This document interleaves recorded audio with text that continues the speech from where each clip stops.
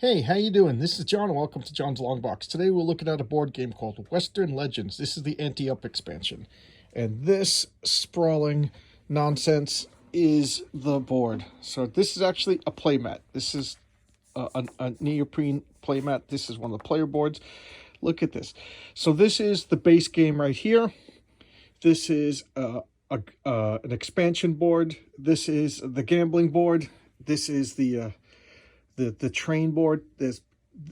These are all, that's the traveling trader, that's the trading post, that's the general store. This is just extra cards in the train. There's a player board, that's where Royce hit. It's rule sheets, rule book, bits and pieces. This is my pathetic board. This is all I had left. I played Pat Garrett, a sheriff. All I had was a horse and a gun, and I ended the game like severely wounded. Okay, this was the point track. You see this right over here? I had 11 points. Roy had 17 points. David had 29 points. I got massacred. I got OK Corral massacred. This is, as you can see, it's a Western game, and it's called a sandbox game, meaning you could do whatever you want. That's not a real gun. This is part of the board, so don't get nervous. But it looks really real on camera. But anyway, this is what's called a sandbox game, meaning there's rules to the game, but there's many paths to victory. So you could do whatever you want within the rules of the game. So every turn you check this, there's a story over here, and the story will give you little missions that you want to do, or change the rules of the game, or things like that.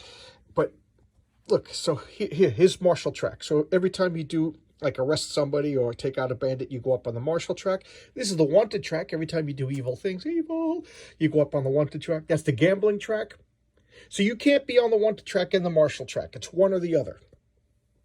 But the gambling track, you could go up and down on the gambling track. This is called the story track. And then this is the points. This is what actually matters.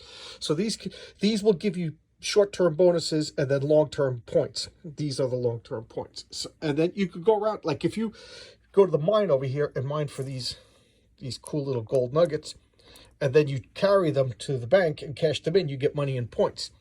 You could go here to the saloon and you could gamble and go on the... You could never leave the saloon. You could stay in the saloon and just gamble the whole game if you want.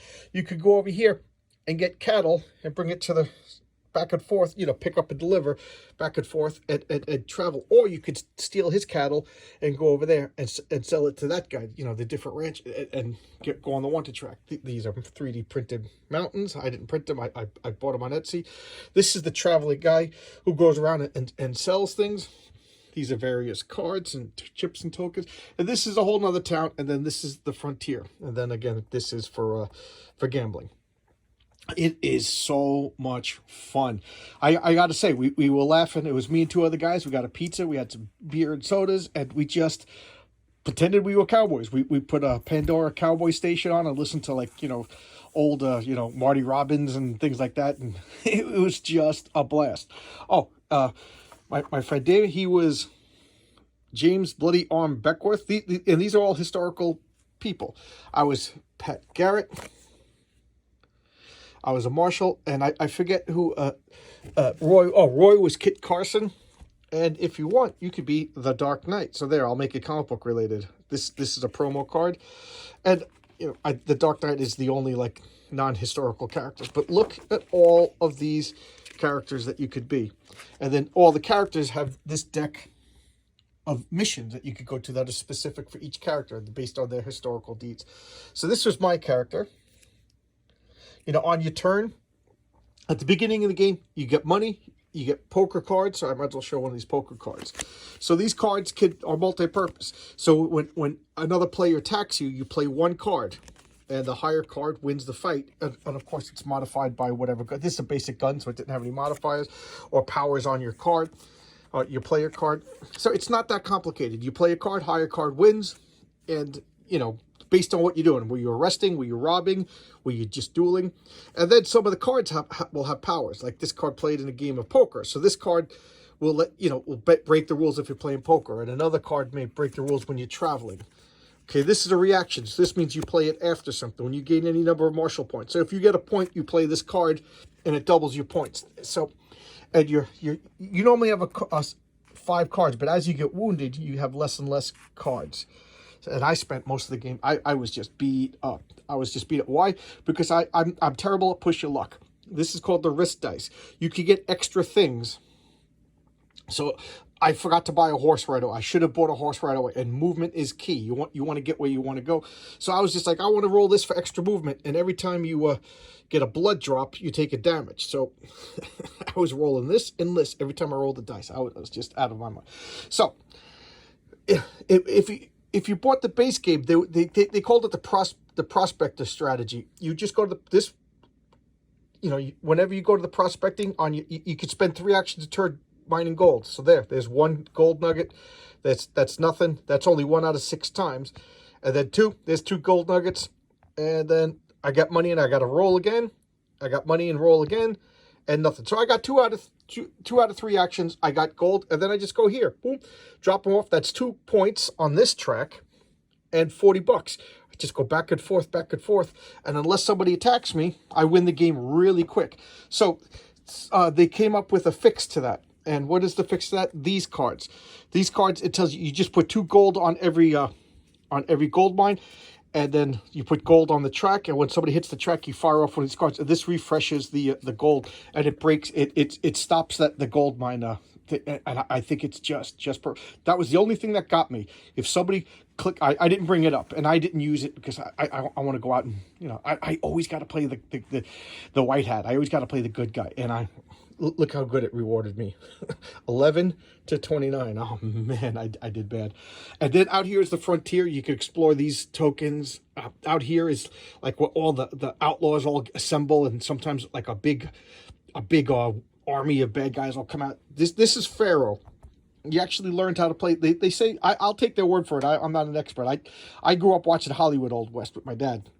And now I'm getting into Western comics, so this is actually very fun for me.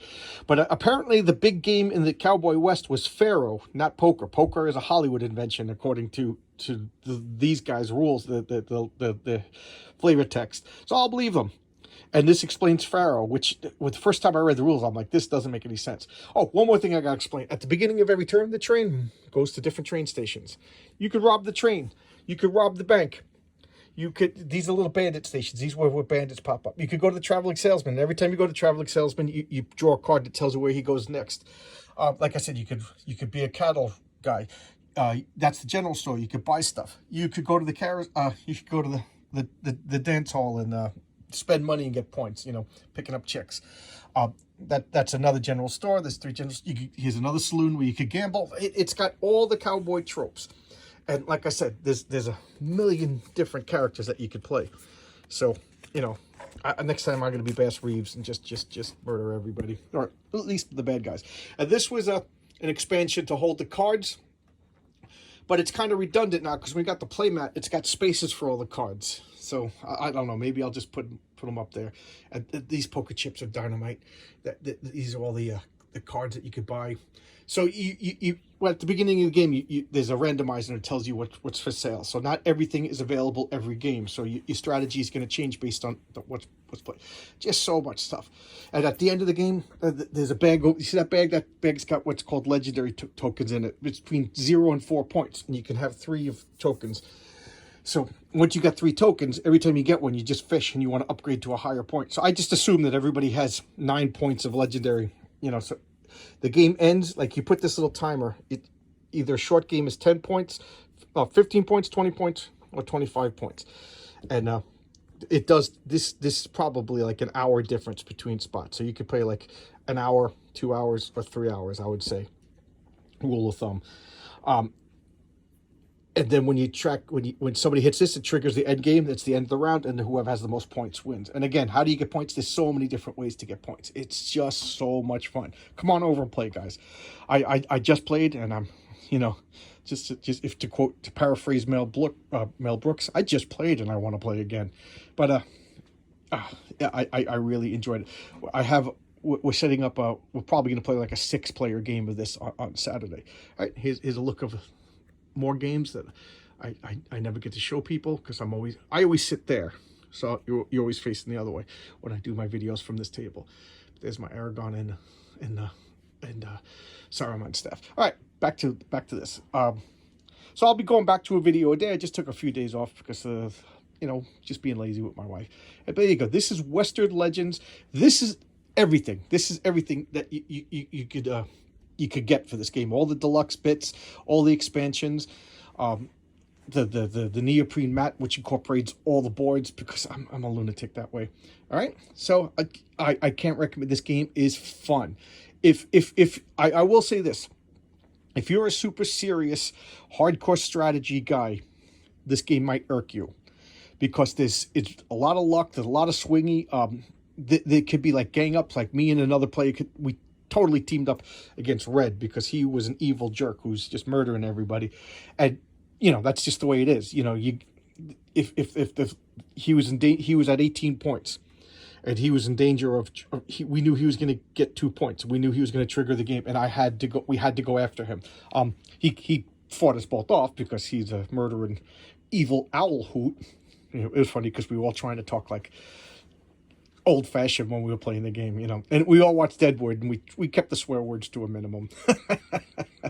It was a blast. It was a great day to spend on New Year's Day. I'm recording this on January 1st. Woke up, had friends over. It was just and here's the New Year's Eve, Saturday night, I went to my other friend's house and I played my favorite game of all time, Arkham Horror, which I will be setting up to play a solo game. So sometime this week I will be doing an Arkham Horror 2nd edition video showcase. And this is Western Legends. Okay, thanks a lot for indulging me for another board game thing, but I like them both, and I'm having a lot of fun, and I'm just trying to share my joy with you guys. All right, Happy New Year's, everybody. Bye-bye.